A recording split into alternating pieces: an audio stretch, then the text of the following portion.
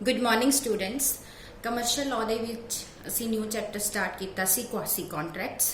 ਕੁਆਸੀ contracts ਉਹ contracts ਹੁੰਦੇ ਆ ਜਿਹੜੇ ਕਿ ਕਦੀ ਕਿਸੇ ਸਰਕਮਸਟੈਂਸਿਸ ਕਰਕੇ ਜਾਂ ਆਪਰੇਸ਼ਨ ਆਫ ਲਾਅ ਦੇ ਕਰਕੇ ਕਿਸੇ ਪਾਰਟੀਜ਼ ਦੇ ਵਿੱਚ ਕ੍ਰੀਏਟ ਹੋ ਜਾਂਦੇ ਆ। कुछ ऑबलीगेशंस क्रिएट हो जांदियां आ because of the operation of law. उन्हां ऑबलीगेशंस नूं क्वासी कॉन्ट्रैक्ट्स कहा जाता है। ये वो कॉन्ट्रैक्ट्स होंदे आ जिहड़े कोई भी पार्टीज़ जिहड़ियां ने इंटेंशनली क्रिएट नहीं करदियां। तो ये मैं तुहानूं जिहड़े हैगे आ क्लेम फॉर नैसेसरीज सप्लाइड कराया सी, ਜਿਹਦੇ ਵਿੱਚ ਮੈਂ ਤੁਹਾਨੂੰ ਦੱਸਿਆ ਸੀਗਾ ਕਿ ਇੱਕ ਮਾਈਨਰ ਨਾਲ ਕੀਤਾ ਗਿਆ ਕੰਟਰੈਕਟ ਵੋਇਡ ਹੁੰਦਾ ਆ, ਬਟ ਉਸੇ ਮਾਈਨਰ ਨੂੰ ਜਦੋਂ ਨੈਸੈਸਰੀ ਸਪਲਾਈ ਕੀਤੀਆਂ ਜਾਂਦੀਆਂ ਆ ਤਾਂ ਉਹ ਵਾਲੀ ਮਨੀ ਜਿਹੜੀ ਆ ਲੌਫੁਲੀ ਉਹਦੇ ਕੋਲੋਂ ਰਿਕਵਰ ਕੀਤੀ ਜਾ ਸਕਦੀ ਆ। ਸੋ ਉਸ ਕੇਸ ਦੇ ਵਿੱਚ ਨੈਸੈਸਰੀਜ਼ ਦੇ ਕੇਸ ਦੇ ਵਿੱਚ ਮਾਈਨਰ ਨਾਲ ਕੀਤਾ ਗਿਆ ਕੰਟਰੈਕਟ ਵੈਲਿਡ ਹੋ ਜਾਂਦਾ ਆ।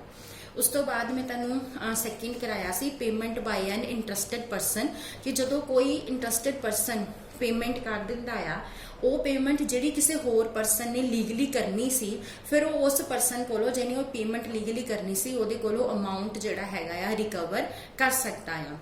थर्ड सीगा obligation of person enjoying the benefit of non gratuitous act.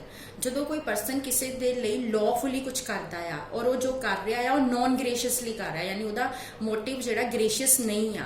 ਸੋ ਉਸ ਕੇਸ ਦੇ ਵਿੱਚ ਅਗਰ ਦੂਸਰਾ ਪਰਸਨ ਉਹਦੇ ਦੁਆਰਾ ਕੀਤੇ ਗਏ ਉਸ ਕੰਮ ਦਾ ਬੈਨੀਫਿਟ ਲੈਂਦਾ ਆ ਤਾਂ ਉਹਦੇ ਲਈ ਉਹਨੂੰ ਕੰਪਨਸੇਟ ਜਿਹੜਾ ਹੈਗਾ ਆ ਉਹ ਕਰਨਾ ਪਏਗਾ। ਸੋ ਇਹ ਤਿੰਨ ਪੁਆਇੰਟ ਜਿਹੜੇ ਹੈਗੇ ਅਸੀਂ ਡਿਸਕਸ ਕੀਤੇ ਸੀ। ਅੱਜ ਨੈਕਸਟ ਜੋ ਅਸੀਂ ਡਿਸਕਸ ਕਰਨਾ ਉਹ ਹੈ fourth point, responsibility of the finder of goods.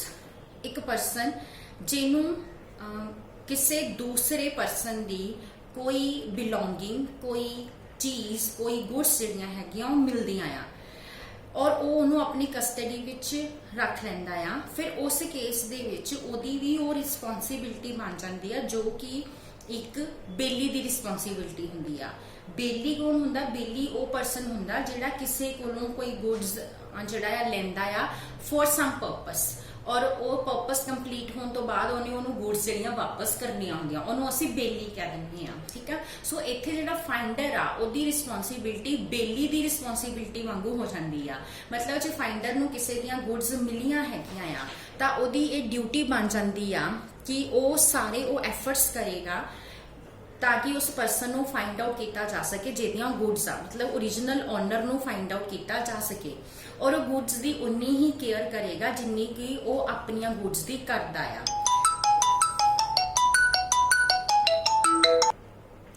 वो गुड्स की प्रॉपर केयर करेगा, गुड्स नूं उन्नी देर तक एप्रोप्रीएट नहीं करेगा जिन्नी देर तक उन्होंने ओरिजिनल ओनर मिल नहीं जाता, और वो उन्नी देर तक उन्होंने गुड्स नूं अपने कोल रखेगा ताकि उन्होंने ओनर मिल जाए और उन्होंने गुड्स जिहड़ियां वापस कर सके। सो जिहड़ा गुड्स का फाइंडर है वो उन्हां गुड्स नूं उन्नी देर तक रिटेन करके रखेगा जिन्नी देर तक उन्होंने फाइंड ओनर नहीं मिलता, और अगर उन्हें ओनर नूं फाइंड आउट करन लई या गुड्स की केयर करन दे लई कोई एक्सपेंसिस इनकर्ड कीते ने तां वो एक्सपेंसिस जिहड़े हैगे आ वो फाइंडर दे कोलों रिकवर करेगा। सो उस केस दे विच गुड्स नूं उन्नी देर तक रिटेन करके रखेगा जिन्नी देर तक ओनर उहदे द्वारा कीते गए एक्सपेंडिचर दी ओनू पेमेंट नहीं कर दिंदा। सो ਇਹਦੇ ਵਿੱਚ ਕੀ ਹੈ फाइंडर ਦੀਆਂ ਕੀ ਡਿਊਟੀਜ਼ ਹੁੰਦੀਆਂ ਆ। फस्ट ਇਹ ਡਿਊਟੀ ਹੁੰਦੀ ਆ ਕਿ ਉਹਨੇ ਉਹ ਗੁੱਡਸ ਦੀ ਪ੍ਰੋਪਰ ਕੇਅਰ ਕਰਨੀ ਆ। ਪ੍ਰੋਪਰ ਕੇਅਰ ਦਾ ਮਤਲਬ ਆ ਕਿ ਜਿੰਨੀ ਉਹਦੀਆਂ ਆਪਣੀਆਂ ਗੁੱਡਸ ਦੀ ਉਹ ਕੇਅਰ ਕਰੇਗਾ ਉਨੀ ਹੀ ਕੇਅਰ ਕਰਨੀ ਆ। ਸੈਕਿੰਡ, ਉਹ ਉਹਨਾਂ ਗੁੱਡਸ ਨੂੰ ਆਪਣੀਆਂ ਗੁੱਡਸ ਨਾਲ ਮਿਕਸ ਨਹੀਂ ਕਰੇਗਾ।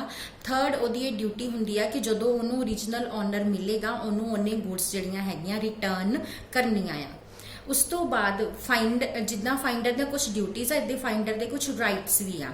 वो उन्होंने गुड्स नूं रिटेन कर सकता है अगर गुड्स इन डेंजर ने, इन डेंजर मतलब पैरिशेबल नेचर दियां ने, खराब हो जाएंगियां तो फिर उन्होंने रिटेन कर सकता है, यूज़ कर सकता है।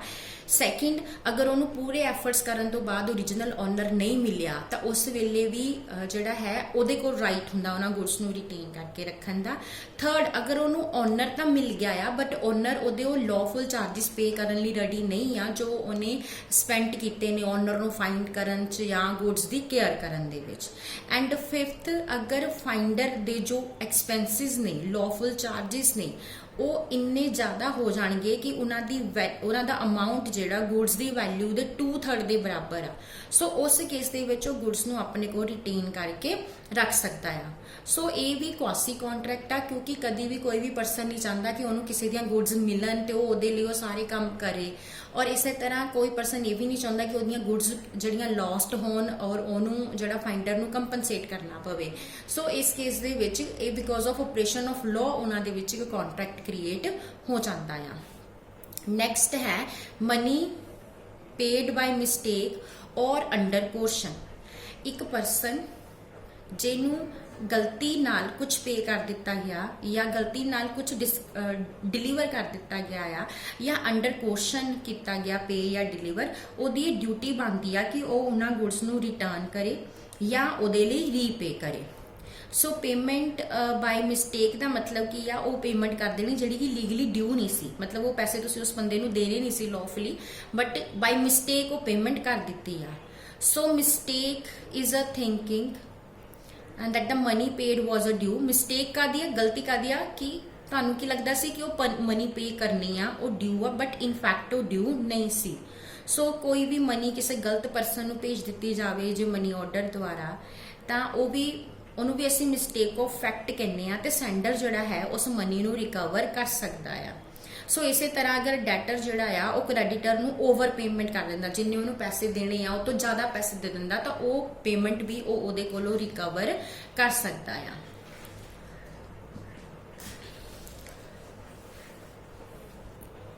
ਮਿਸਟੇਕ ਜਿਹੜੀ ਹੈਗੀ ਆ, mistake must be as to the existence. Mistake ਕਾਦੀ ਹੋਈ ਆ ਕਿ ਉਹਦੀ ਓਬਲੀਗੇਸ਼ਨ ਐਗਜ਼ਿਸਟ ਕਰ ਰਹੀ ਸੀ, ਉਹ ਪੇਮੈਂਟ ਉਹਨੇ ਕਰਨੀ ਸੀ, ਠੀਕ ਆ।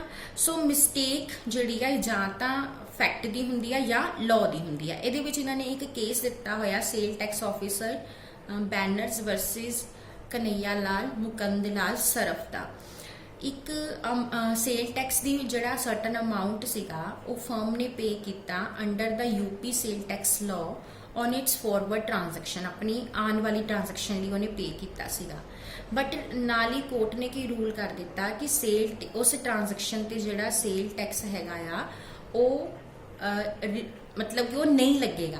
ਸੋ ਫਰਮ ਜਿਹੜੀ ਆ ਹੁਣ ਉਸ ਟੈਕਸ ਨੂੰ ਵਾਪਸ ਰਿਕਵਰ ਕਰ ਸਕਦੀ ਹੈ, ਕਿਉਂਕਿ ਉਹਨੇ ਉਹ ਪੇਮੈਂਟ ਜਿਹੜੀ ਆ ਬਾਏ ਮਿਸਟੇਕ ਕਰ ਦਿੱਤੀ ਆ।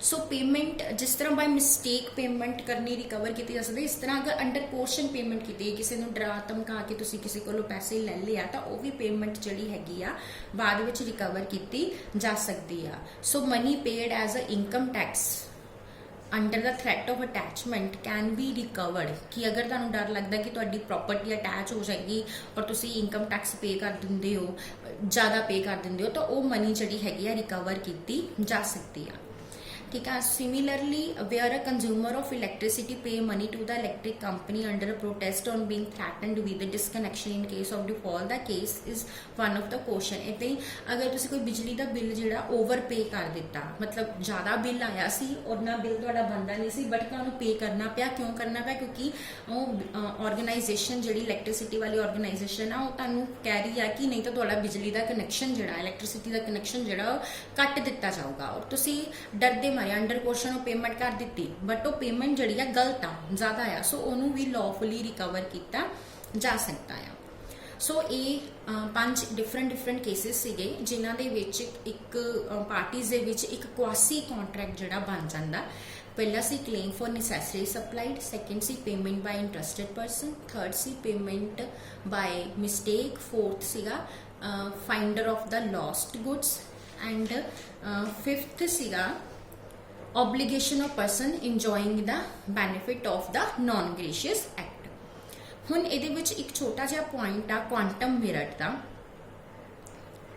ਕਿ ਕੁਆਂਟਮ ਮਿਰਟ ਜਿਹੜੀ ਹੈਗੀ ਆ ਉਹ ਕੀ ਹੁੰਦੀ ਆ, ਕਿਉਂਕਿ ਜਿਹੜੀ ਜਿੰਨੇ ਵੀ ਇਹ ਡਿਫਰੈਂਟ ਅਸੀਂ ਕੇਸਿਸ ਪੜ੍ਹੇ ਆ ਕੁਆਸੀ ਕੰਟਰੈਕਟਸ ਦੇ, ਇਹਦੇ ਵਿੱਚ ਜਿਹੜੀ ਪੇਮੈਂਟ ਕੀਤੀ ਜਾਂਦੀ ਆ, ਜਿਹੜਾ ਕੰਪਨਸੇਸ਼ਨ ਦਿੱਤਾ ਜਾਂਦਾ ਹੈ, ਕਲੇਮ ਪੇ ਕੀਤਾ ਜਾਂਦਾ, ਉਹ ਕੁਆਂਟਮ ਮਿਰਟ ਦੇ ਬੇਸਿਸ ਤੇ ਕੀਤਾ ਜਾਂਦਾ ਆ। ਸੋ ਅਗਰ ਇੱਕ ਪਰਸਨ ਜਿਹੜਾ ਕਿਸੇ ਦੂਸਰੇ ਨੂੰ ਕੋਈ ਸਰਵਿਸਿਜ਼ ਰੈਂਡਰ ਕਰ ਰਿਹਾ ਆ, ਠੀਕ ਆ, ਤੇ ਉਸ ਕੇਸ ਦੇ ਵਿੱਚ ਹੁਣ ਦੂਸਰੇ ਪਰਸਨ ਨੇ ਉਹਨੂੰ ਪੇਮੈਂਟ ਕਰਨੀ ਆ, ਠੀਕ ਆ, ਕਿਉਂਕਿ ਪਹਿਲਾਂ ਕੋਈ ਵੀ ਅਮਾਊਂਟ ਫਿਕਸ ਨਹੀਂ ਕੀਤਾ ਗਿਆ ਕਿ ਕਿੰਨਾ ਪੇ ਕਰਨਾ, ਬਟ ਹੁਣ ਬਾਅਦ ਵਿੱਚ ਡਿਸਾਈਡ ਕੀਤਾ ਗਿਆ ਕਿ ਉਹਦੀ ਪੇਮੈਂਟ ਕਰਨੀ ਆ। ਸੋ ਪੇਮੈਂਟ ਜਿਹੜੀ ਕੀਤੀ ਜਾਂਦੀ ਆ ਕੁਆਂਟਮ ਮਿਰਟ ਦੇ ਬੇਸਿਸ ਤੇ ਕੀਤੀ ਜਾਂਦੀ ਆ।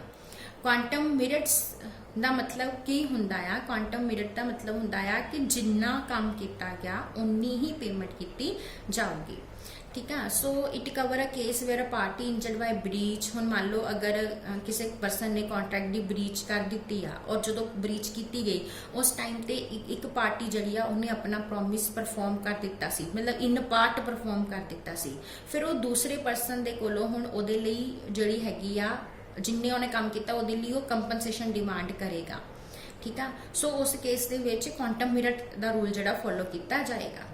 सो ये ताही अवेलेबल हुंदा आ ये क्वांटम मिरट का रूल अगर ओरिजिनल कॉन्ट्रैक्ट डिस्चार्ज करता होवे। एंड सैकेंड क्लेम जिहड़ा कीता गया must be brought by a party. ये क्लेम वो पार्टी कर रही है जिहदी अपना कोई डिफॉल्ट नहीं आ। ठीक है। सो इसका मकसद की है कि उस पार्टी नूं कंपनसेट करना जिस पार्टी ने काम किया है। ठीक है। ये जिहड़ा हैगा आ इहदे विच जस्ट जो डैमेजिस हुंदियां कंपनसेटरी हुंदियां कि जस्ट उस बंदे नूं जिन्ना को ने काम किया उन्होंने पेमेंट जी कर दी जाए। ठीक है। सो जिस तरह इन्होंने एग्जाम्पल दी कि पर्सन ने वाइन मर्चेंट को ऑर्डर किया 12 बॉटल्स ऑफ विस्की है ना, उन्हें 10 बॉटल सेंड करती विस्की दी, 2 करती ब्रांडी दी। ठीक है। एंड परचेजर ने एक्सैप्ट कर दिता। सो परचेजर नूं हुण जिहड़ियां 2 बॉटल्स आ उन्हां दी पेमेंट विस्की के अकॉर्डिंगली उन्हां दी पेमेंट ब्रांडी के अकॉर्डिंग जिहड़ी करनी पैनी आ। ठीक है। So claim for quantum meruit किहड़े केसिस च राइज हुंदा? अगर कोई एग्रीमेंट जिहड़ा आ वो वॉइड हो जाता है। ठीक है। तो जिहदे नाल कॉन्ट्रैक्ट वॉइड हो जाता है। सैकेंड जदों किसी पार्टी ने कुछ कर दिता है जो कि बिना मतलब नॉन ग्रेशियसली किया है। एंड थर्ड जदों कॉन्ट्रैक्ट दे विच कोई एक्सप्रैस या इंप्लाइड टर्म होवे कि वो सर्विसेज रेंडर करनियां कीतियां जाणगियां बट इहो जी कोई टर्म ना होवे कि रेम्यूनरेशन भी पे किया जाएगा। फोर्थ आ अगर एक पार्टी कॉन्ट्रैक्ट नूं परफॉर्म करन तो मना कर दिंदी आ। फिफ्थ आ अगर कॉन्ट्रैक्ट डिविजिबल आ एंड पार्टी जिहड़ा डिफॉल्ट नहीं हैगा not in default enjoy the benefit उन्हें उस पार्ट परफॉर्मेंस नूं इंजॉय कर लिया होया आ। एंड सिक्स्थ की आ अगर एक इंडिविजिबल कॉन्ट्रैक्ट है किसी लंपसम लई जिन्हों कि कंप्लीटली परफॉर्म करता गया बट चंगी तरह नहीं परफॉर्म किया है। सो जिहड़े पर्सन ने परफॉर्म किया आ कि वो कितना अमाउंट हुण रिकवर करेगा कि उहदे जो उन्हें काम सही नहीं किया कि उहदे लई उहदे विचों डिडक्शन की जाऊगी। सो उत्थे भी क्वांटम मिरट का रूल जिहड़ा अपलाई होएगा। सो ये चैप्टर इत्थे ही खत्म हुंदा आ। इस तो बाद नैक्सट चैप्टर आ remedies for a breach of contract और ये चैप्टर जिहड़ा है ये तुहाडे इस फस्ट यूनिट का लास्ट चैप्टर। इस तो बाद तुहाडा सैकेंड यूनिट जिहड़ा स्टार्ट हो जाना। सो ये कंप्लीशन नाल तुहाडा 50% सिलेबस जिहड़ा हैगा वो कंप्लीट हो जाएगा। सो स्टूडेंट्स आपां ये वाला जिहड़ा चैप्टर हैगा remedies for a breach of contract अपने नैक्सट लैक्चर दे विच डिस्कस करांगे। Thank you.